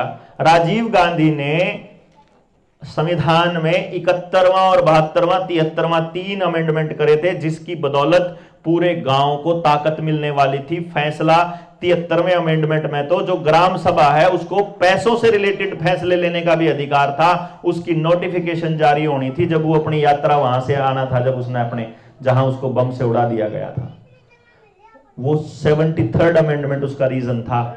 लेकिन आपके यहां प्रचारित करवा दिया जाएगा, फलाने ने मरवा दिया, डिमके ने मरवा दिया। मरवाया उन्हीं ने जहां से चली थी कहानी, जिन्होंने इस पूरे खेल को अंजाम देना है, जिनको आपकी जमीन चाहिए, किसी भी कीमत पर चाहिए।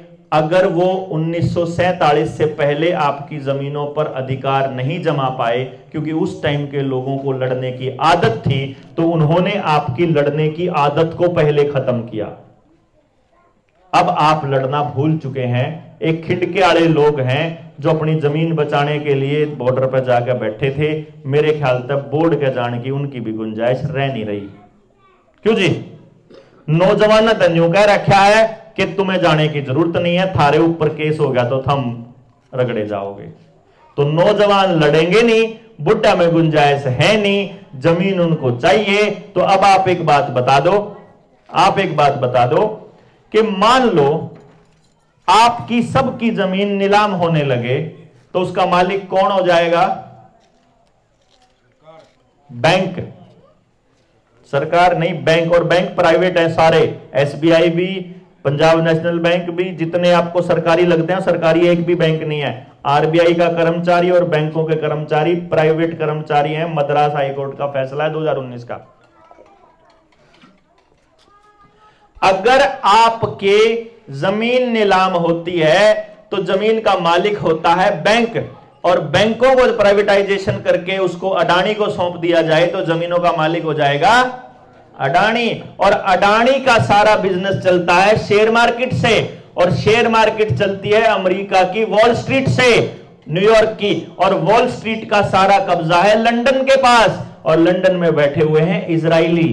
तो आपको मैं बता दूं, जो 1600 ईस्वी में ईस्ट इंडिया कंपनी को भेजने वाले भी यही इजरायली लोग थे। जो अंग्रेजों को यहां भेजने वाले यही इजरायली लोग थे। मुगल शासकों को यहां भेजने वाले भी यही इजरायली लोग थे। अगर इसके इतिहास में जाकर रिसर्च करोगे तो आपको पता चलेगा यह सारा कलेश इस धरती का है, कि इस धरती के अंदर इतनी गजब की चीज है कि यहां रेगिस्तान भी है, समंदर भी है, पहाड़ भी है, जंगल भी है, सोना भी है, एल्यूमिनियम भी है, लिथियम भी है, कोयला भी है, सब कुछ है इस धरती के ऊपर। इसीलिए यहां इतने लोग रहने के बाद भी धरती पे बोझ नहीं है। उन देशों के लोग जहां वो लोग रहते हैं वहां कई जगह तो 6-6 महीने में सूरज नजर आता है, वहां 3-3 महीने तो सूरज नजर नहीं आता, वहां तो माइनस में टेम्परेचर, उनका जीना मुश्किल है। उनको ये धरती चाहिए, स्वर्ग जैसी धरती। और इस धरती को पाने के लिए उनको अगर आप कीड़े मकोड़ों की तरह आपके शरीरों में केमिकल डाल के बीमार करके मारने हुए तो मारेंगे, उनका बीज खत्म करना हो तो करेंगे, अगर युद्ध करके मारने होंगे तो मारेंगे। अगर यार न्यूक्लियर पावर प्लांट अगर इन्हें लीक करके आसपास की जनता, भोपाल में जो गैस त्रासदी कांड होया था ना, वो टेस्टिंग थी कि बाकी देश कितना बोलेगा।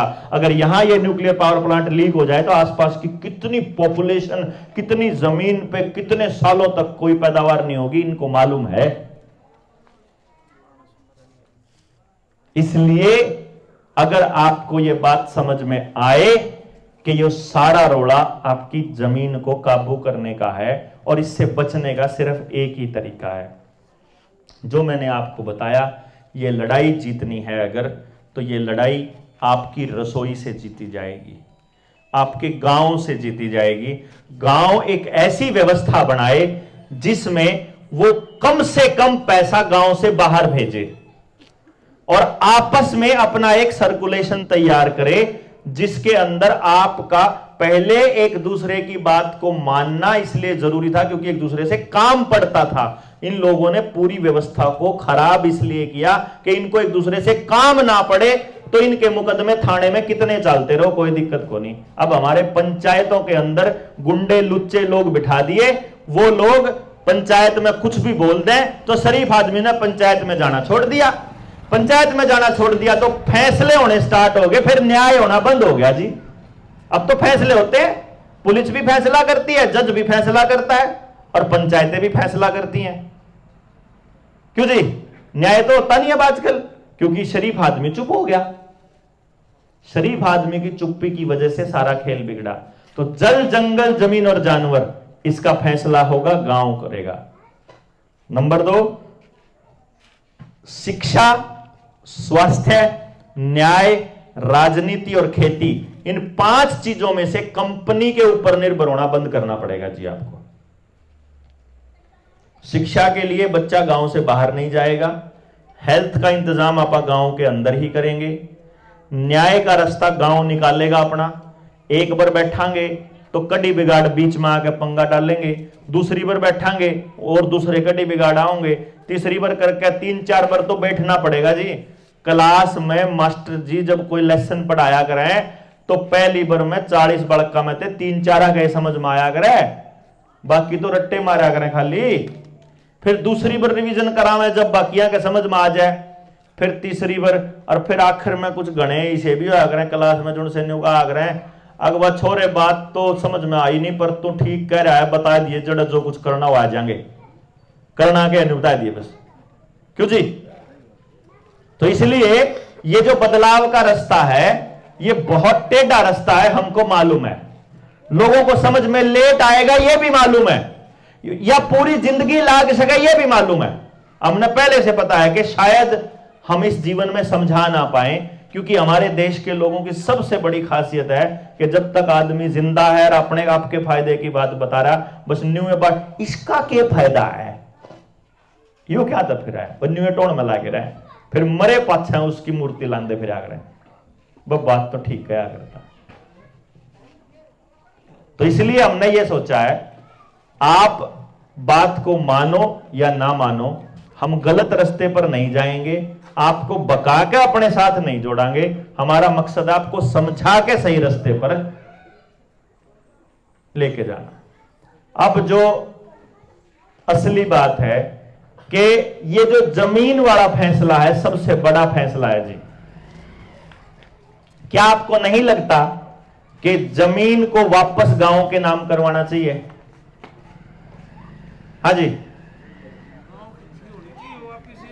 होनी चाहिए। गांव की जमीन है, गांव के नाम वापस रजिस्ट्री कराओ। उस टाइम पर तुम धोखा देकर करके कोई बात नहीं, अपना ऑब्जेक्शन भी डालेंगे, उधर से ऑब्जेक्शन डालेंगे, इधर से ग्राम सभा में पास करांगे और उधर से आंदोलन करांगे, तीनों के तगेरांगे। हमने ये प्लान किया है कि हम एक बार गांव की मदद से कुछ लोग जाकर के 1000, 5000, 10000, 20000 जितने भी इकट्ठे होंगे, देखो जी हमने नहीं बेरा कितने के मानस इकट्ठे हो सके। करनाल में तारीख दे दी हमने 19 नवंबर। 19 नवंबर को नस्ल बचाओ रैली का आयोजन कर रहे हैं करनाल के अंदर।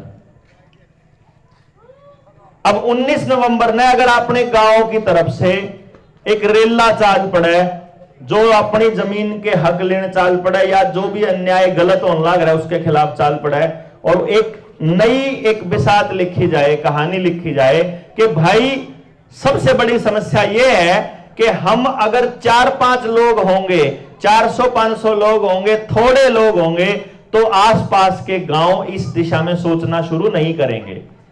लेकिन अगर हजारों की संख्या में अगर वहां लोग हों और अपनी बात को वहां मजबूती से रखें, तो मुझे ऐसा लगता है कि गांव राम इस दिशा में सोचना शुरू कर देगा।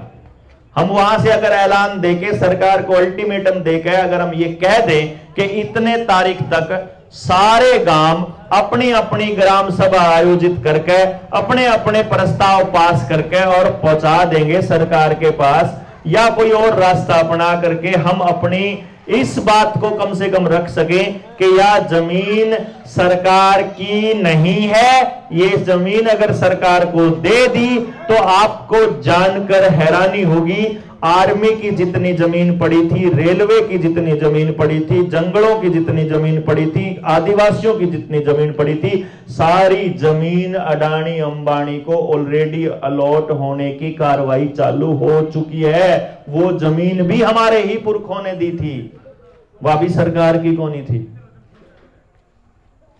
लड़ाई बड़ी लड़नी है।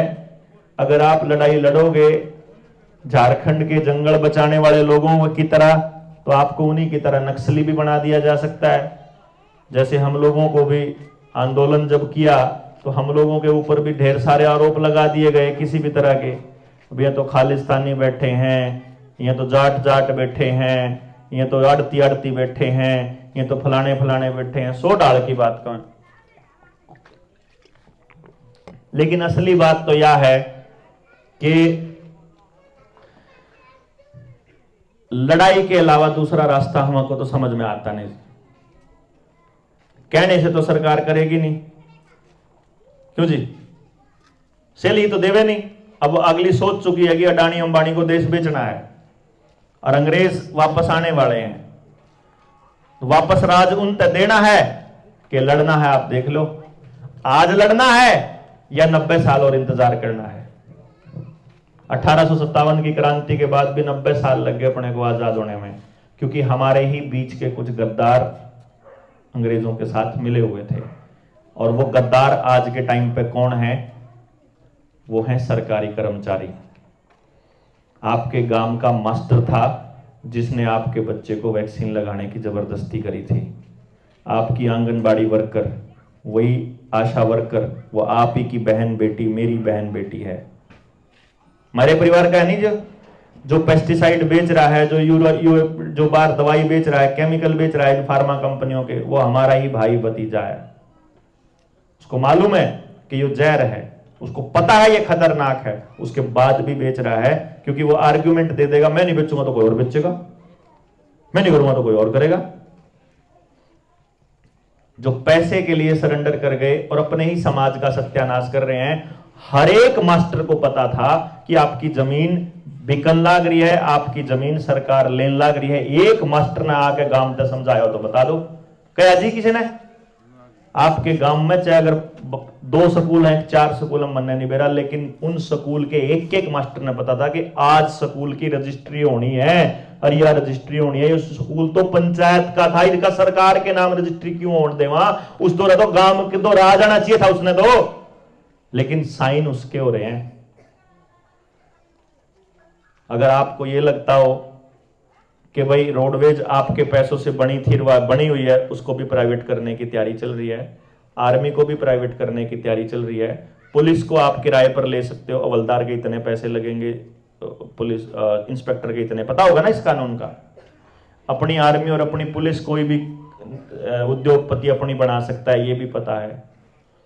क्या क्या है, कानूनों की इतनी लंबी लिस्ट है। पानी का नया कानून, बिजली का नया कानून, बीज का नया कानून, डांगर पालन का नया कानून, खाने का सामान बनाने का नया कानून, दुकान खोलने का नया कानून, फेरी वाला ऑनलाइन का रजिस्ट्री करवाने का, किसान की फसल के ब्यौरा देने का, इतने कानून हैं जिन्होंने आपको पूरी तरह से जकड़ने के लिए तैयारी चल रही है। और इसके अंदर आपकी विरोधी पार्टी का आदमी तो शामिल है ही, आपकी पार्टी का आदमी भी शामिल है।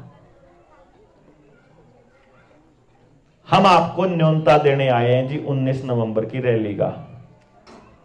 अगर आपको यह लगता है कि उस रैली के अंदर गांव को भाग लेना चाहिए, तो मैं ये समझता हूं आप यहां से कोई कमेटी बना करके अपने गांव में घर घर जाके न्योता देने खातर, मारे पे तो जी ना तो प्रचार सामग्री के रुपये, मारे पे ना गाड़ी की पीछे देने के रुपये, ना मार पे थैली देने के रुपये। क्यों? अगर हम पैसा खर्च करांगे तो किसी न किसी उद्योगपति पर लाना पड़ेगा, उद्योगपति पर लाना पड़ेगा तो इन लोगों की भावनाएं उसको बेचनी पड़ेंगी। वो तुम्हारे बस की बात नहीं थी। गांव अपनी आवाज उठाने के लिए अगर आता है, हमारा बात समझ में आ रही है, हम इस लड़ाई के लिए मूड बना चुके हैं। नहीं साथ देवेगा कोई गांव, हम फिर तैयारी करांगे। हम फेर आएंगे ले समझाने, फिर भी नहीं आओगा हम फेर आवांगे।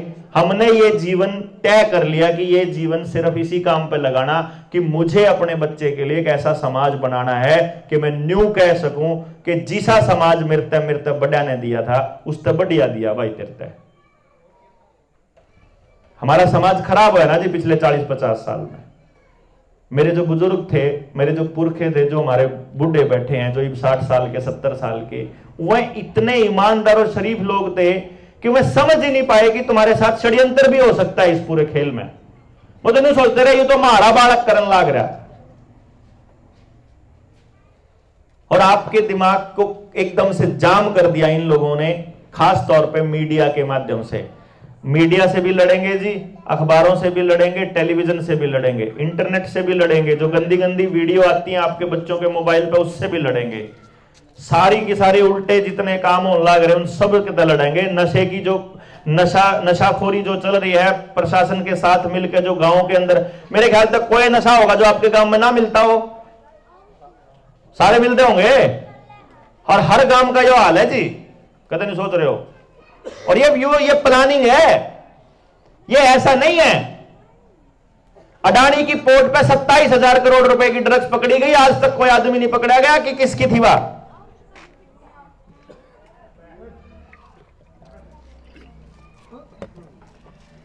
और आपको पता चले आने वाले टाइम में कानून आ रहा है कि 10 ग्राम तक का नशा आपका बच्चा 16 साल की उम्र से लेकर के कोई भी बच्चा अपनी जेब में लेके घूम सकेगा, मां बाप रोक नहीं सकेंगे। 21 साल से पहले आप बेटी की शादी नहीं कर सकते, लेकिन 16 साल की उम्र में वो लिव इन में रह सकती है, किसी ओयो के कमरे में जा सकती है अपनी मर्जी से। पता होगा इस कानून का, तो आपसे पूछे बिना हो रहा है। गांव के अंदर आपके सरपंचों की पावर कम करने का खेल यह था कि निर्मल सरोवर के नाम पे जो तालाबों की सफाई इंडो इजराइल प्रोजेक्ट के तहत करने वाले हैं, उस तालाब के चारों तरफ पार्क बनेगा, ओपन जिम बनेगा, इंटरलॉकिंग वाली लाइटें वो लगेंगी, टाइलें लगेंगी, बड़ी खूबसूरत लाइटें लगेंगी। वहीं पे एक रेस्टोरेंट भी बनेगा, वहीं पे एक ठेका भी बनेगा, वहीं अहाता भी होगा, और वहीं पे ओयो के कमरे भी होंगे। आपके गांव को रंडी खाना बनाने की तैयारियां चल रही हैं, चाहे आपके समझ में आओ चाहे ना आओ, मन नहीं बेरा, लेकिन यह चल रहा है। आप अगर गांव में आपका किस्तें देने का जुगाड़ नहीं है, रुपये खर्चे करने का जुगाड़ नहीं है, घर का खर्चा ना चल रहा हो, तो एक कमरा ओयो का तैयार करके आप यहां लड़के लड़कियों को दे सकते हो रहने के लिए। यह तैयारी चल रही है विलेज टूरिज्म के नाम पर कि सस्ते कमरे गांव में मिलेंगे। बड़ा तो 1000 रुपये लेवे हैं शहर में तो गांव में आ जाओ। और ये प्रोग्रेसिव फार्मिंग की रिपोर्ट है। 2016 में बिल गेट्स जब इंडिया में आया, उसको जब पद्मश्री दिया, उसके बाद एक नीति आयोग ने एक मीटिंग करी थी प्रोग्रेसिव फार्मिंग की। उसके अंदर एक ऑफिशियल स्टेटमेंट है उसकी कि हम अगले 5 साल के अंदर इस देश के 50% किसानों को खेती से दूर कर देंगे, और उसी टाइम आमदनी दुगनी मानी जाएगी।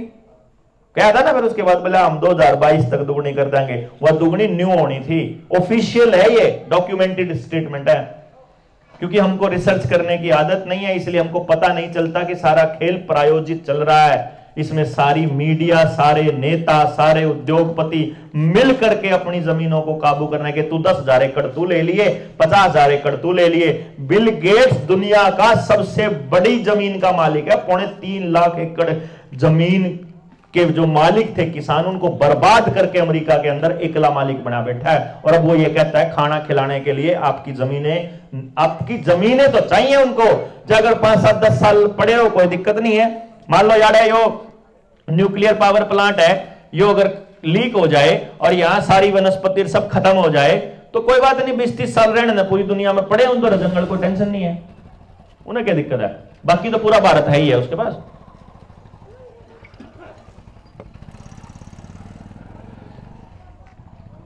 तो जी मैं गुजारिश आप लोगों से ये कर रहा हूं, किस किस को लगता है जी आना चाहिए आप लोगों को वहां? कौन कौन आ सके है जिन्हें बता दो पहले तो। आवेंगे आप लोग?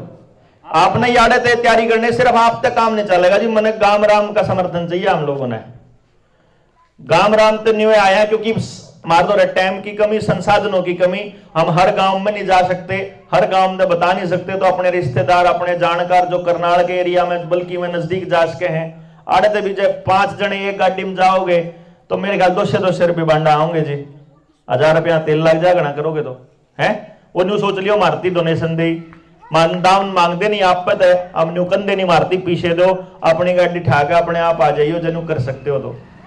नहीं तो कोई भाई हो जिसका ब्योत हो, जिसका घर में ठीक मतलब ऐसा कर सकता हो समाज के लिए, तो अपने गांव खातर आप अपने आप कर लो। हम तो एक ही बात कहूँ, हाँ बाहर का आदमी आपके गांव ना आके नहीं संभाल सकता, बच्चे आपके हैं, गांव आपका है, बर्बादी भी आपकी है, और इसको ठीक भी आप लोगों को ही करना पड़ेगा। बाहर का आदमी अगर न्यू कहे कि मैं करूंगा तो न्यू समझ लो वो सबसे बड़ा फ्रॉड है, और हम इस कैटेगरी में नहीं आते। हम ये कहते हैं कि जिन बातों का हमने बेरा है वह हम आपको बता देंगे, जो आप पे सीखने की है वो हम सीखने ने भी तैयार हैं। जुगर आप लोगों ने लगे कि अपने गांव को बचाने के लिए 1 मीटिंग करनी पड़े, 2 करनी पड़े, 10 करनी पड़े, हम इस काम में लगे हुए हैं। आप अपने नौजवान बच्चे हमारे को देना, हम उनको सिखाएंगे, हम उनको बताएंगे जो हमने सीखा है, और वह आके फिर अपने गांव में संभाल लेंगे। इतनी सी बात थी। आप लोग इतने ध्यानपूर्वक इतने समय से बैठे हैं, आपका बहुत बहुत शुक्रिया। जय हिंद, जय भारत।